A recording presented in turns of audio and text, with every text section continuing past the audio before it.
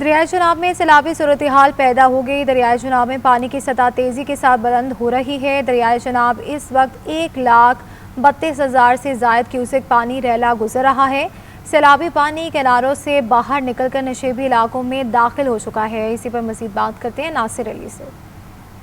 بالکل دریائے چناب میں سیلابی صورتحال پیدا ہوگی۔ دریائے چناب میں اس وقت 1,32,000 سے زائد کیوسک پانی کا ریلا چنیوٹ اور بوانا کے مقام سے گزر رہا ہے۔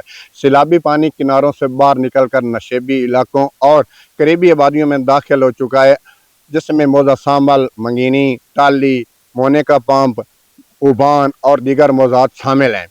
اگر بات کی جائے موضع سانبل کے مکینوں کی، وہ انتہائی پریشانی کے شکار ہو چکے ہیں۔ اپنے بچے کھچے جو گھر ہیں انہیں اکھاڑ کر اپنے اہل عیال اور مال مویشی لے کر کسی دوسری جگہ منتقل ہونے کی کوشش کی جا رہی ہے۔